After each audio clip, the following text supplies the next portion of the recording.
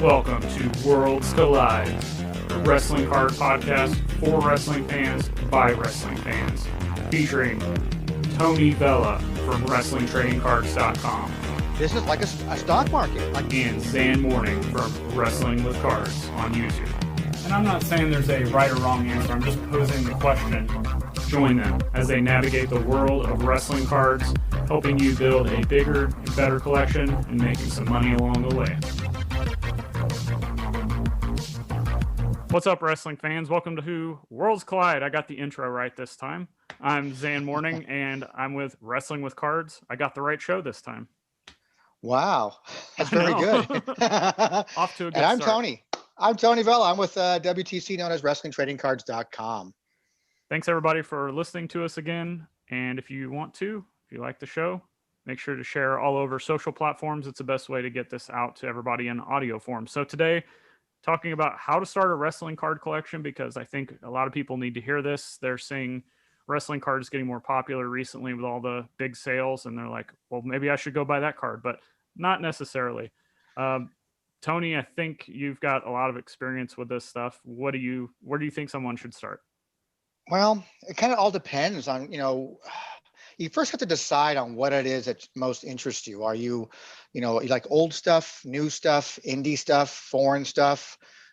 Maybe you have a favorite wrestler, or maybe a favorite tag team, or you like to complete just basic sets. You kind of have to, identify what it is that you're really after, I think. Maybe you're just a Stone Cold Steve Austin fan and you want to just collect his cards and that's it.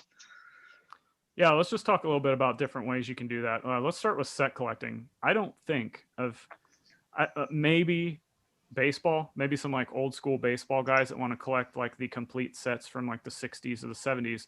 But I've never seen a genre of cards like wrestling that has so many set collectors. And I know you were doing that for a while, and a lot of people also that do that. So just talk about set collecting.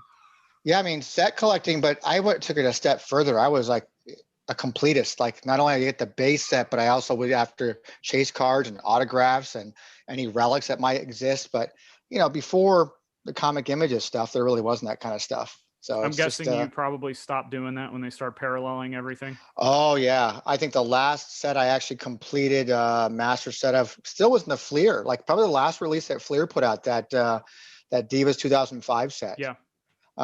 It was a little hard to get with those numbered to 5 cards like that. It was kind of hard to find.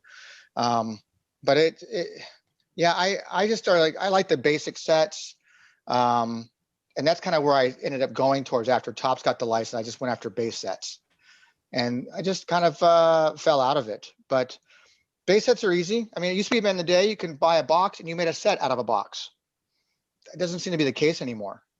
And I still see people on Twitter, it's interesting. They're like, hey, I'm still trying to complete this, the new Topps Chrome or whatever, finest. They're like, hey, I'm trying to complete this set. If anybody has cards number XX and X, like, yep. You don't see that except for baseball. Like, you don't see that in the other sports. It's interesting.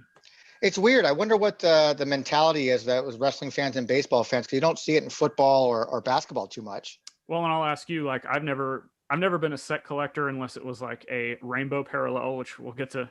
That sure. Goes into player collecting, which we'll get to that in a minute. But I've never been a set collector unless it's like a subset or something like that. What do you think is the draw for people on complete sets? Well, for wrestling, it's because you have so many different characters like that. It's kind of like, you're kind of watching a match, Yeah. I don't know. So and again, it was also pretty easy to get a set out of a box. I already had it. It's like it's kind of built into the box.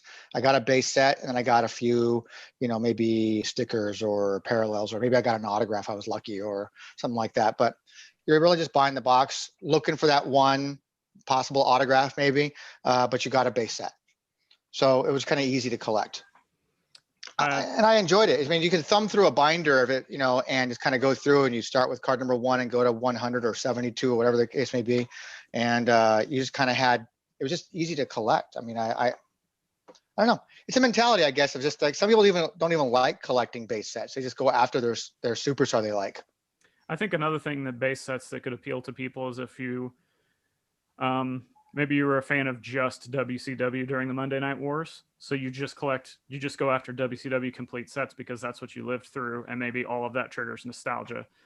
Or you're a WWF guy, or maybe you're like into the modern indie sets and you don't like anything to do with WWE, so you just go after all of Sure. those. I can see And how that's that. pretty easy to collect. Yeah, I can see how being a set collector would appeal to someone in that way too. Do you think that in your experience, do you think that people who collect modern stuff now aren't as much of set collectors as people who were from the early 2000s back?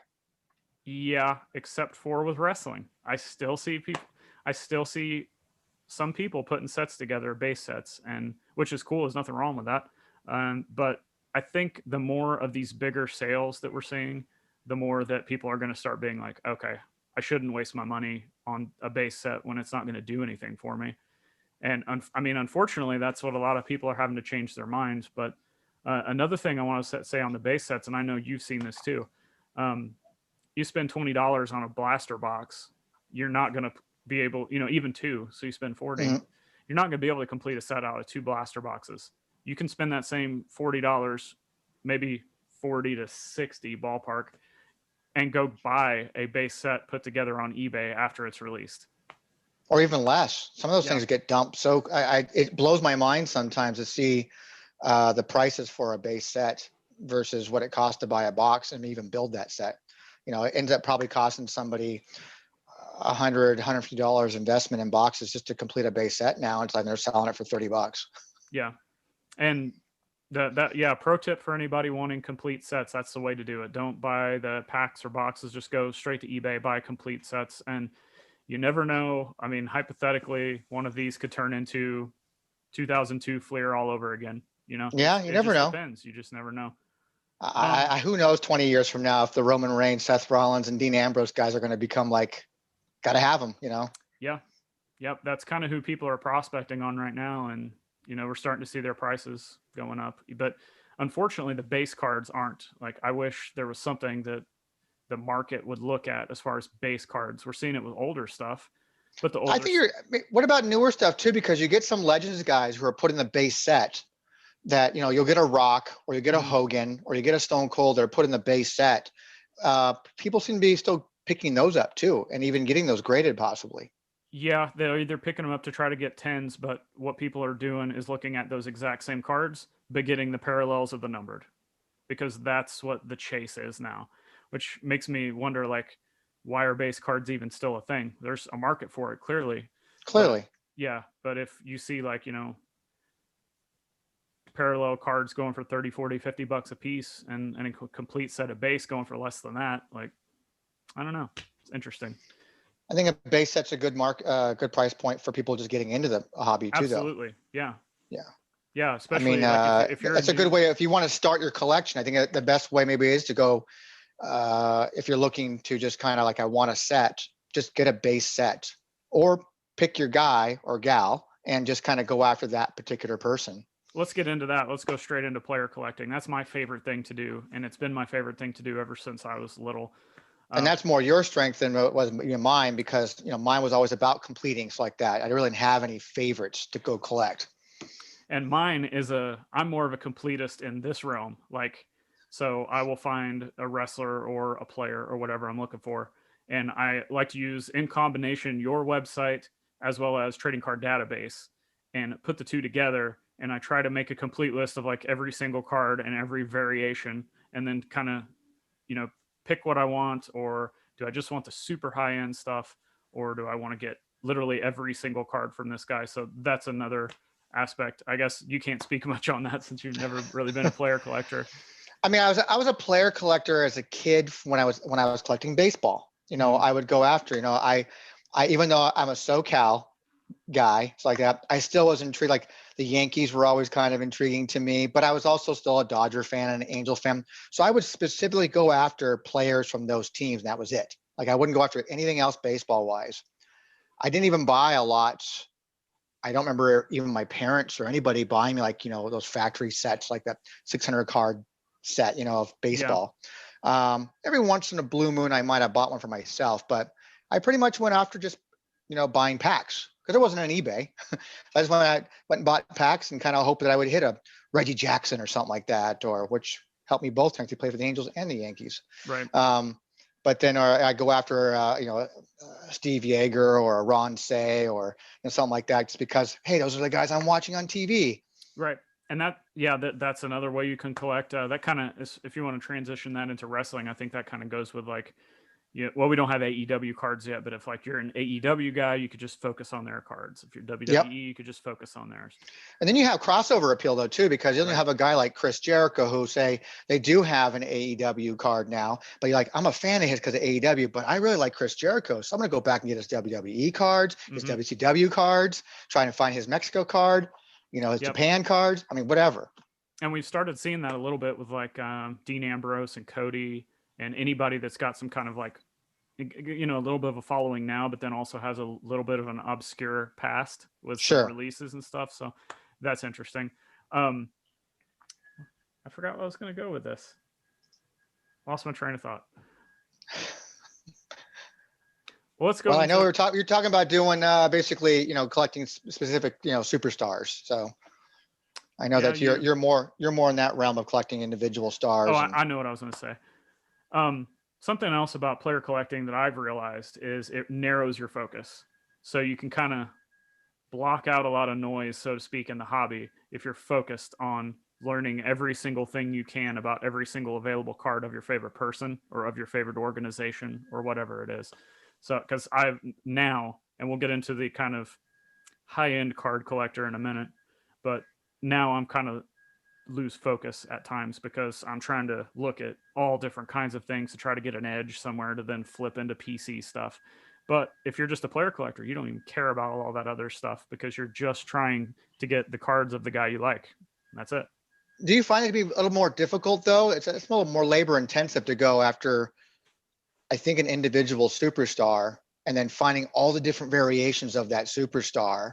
It is, but it's the chase is what's fun. Because, like, if you buy a complete set, you're just like, okay, I'm done. Yeah. And I also like, there's nothing cooler to me than a paralleled rainbow of the same card.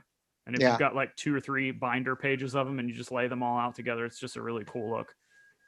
But let's jump into like the super high end. And I'm going to call this the Rob England, David Peck, Gary D area. What's your thoughts on that? Because that's a whole new way of collecting that I think is really starting to gain some traction. Well, I do think it's pricing me out. I can tell you that right now. I mean, not that I ever was a high end collector anyways. I just kind of, again, being the completist that I was, if I had it, I had it. I was never that guy who had to go out and get, 5 copies, 10 copies, 15 copies of the same cards like that. I didn't wisely look at it as an investment back then. It was just fun to collect, the thrill of the chase. And then once I had it, I moved on to the next chase. So high-end market is getting higher and higher. I know that. There's really 2 things I think that are like a positive thing about collecting this way. First being you're not going to turn into a hoarder because you're going to have less cards. So you might have like a safe or a drawer or something. You might have your 10 favorite cards and they may be worth a fortune, but you just have these awesome 10 cards and you don't have to worry about anything else. It kind of ruins the chase, but it's also a little bit safer from a monetary perspective because personally, if I had like all of these base sets laying around my house, like I was surrounded with like, 100 count boxes with each one of them having a different set, I think it would make me a little anxious. And that's what it makes me right now. That's what I'm going through. So those are some different ways to collect. And then let's end the show with one more thing and we can both talk about this. And that's just, if you start collecting, it's okay to change course midway. That's exactly what I'm doing right now, as a matter of fact. Since we're talking about it, just take it away. Explain the process. Yeah. I mean, being someone who used to collect as much as I did, I just went after everything. I just kind of went after everything. But it becomes overwhelming at a certain point where I have all this product. To me, I look at it as product. Now it's just product. And just it's sitting around. It becomes you become overwhelmed. I see it everywhere, and it's almost as if I wish they were breeding the good cards, but it seems like they're almost breeding. I was like, I don't remember having that. I remember getting that. But Yeah, it's always okay to change your mind. I mean, you could be a base set collector and have so much and go, you know what? Like you said, it's surrounding me. It's everywhere. I feel like I'm hoarding now. And I want to kind of just refocus my energy on something a little more, direct. And I think all of a sudden now I might become a fan of somebody. Like now I become more of a fan lately of Charlotte. So that's kind of like my focus is collecting Charlotte stuff or, um, kind of going in those 2000s, going after Cena's and maybe Orton stuffs like that, while still keep being mindful of my Stone Colds and Rock stuff. But it's always okay because you could be a singles collector. Maybe you like a new wrestler and you don't want to focus on that new wrestler. You can always change your mind. I could easily go right back into base set collecting if I want to. Yeah, and I It's think not that hard. it's not a bad idea to have different ways of doing things like that either, because from a monetary perspective, you're kind of hedging your bets if you have like a 82 All Stars Hogan, and that's your only big card, and then you mainly just like spend the low using a 20, 30, $40 here on base sets, kind of hedging your bet from a value perspective. And Mm-hmm. then if you decide I want more base sets, well, I'm pretty sure that Hogan's going to get you quite a few base sets if you want it. Sure. And then vice versa, you could sell the base sets to then get into a bigger card. Or you're talking about Charlotte Flair. I'm Mm-hmm. pretty sure any Charlotte Flair you get into right now, if you decide you want to get out of those, they're going to only appreciate in value because of who you invested in. So Yeah, that's I not. mean, you might, like I said, you might get a new wrestler and you want to collect an all new superstar to collect. Or maybe a new set comes out that has some kind of cool designs that are like no other ones that you like, and you want to go ahead and say, you know what, I'm going after that now. I'm actually going to, break away from my normal direction and treat myself to something kind of cool. Yeah, I agree. And last note I want to touch on is it doesn't cost a lot to get into wrestling cards. You can spend as little or as much as you want. You can go spend $20 on a blaster box at Walmart if you can find one, Yeah. or you can go on eBay or Sport Lots and buy them for as little as $1. So uh, just collect what you like, the superstars you like, the organizations you like. And there's cheap ways to do it. If you want to jump right into the 82 All Stars graded and you've got the funds, by all means, that's pretty smart. Do you got any tips for everybody as we close out?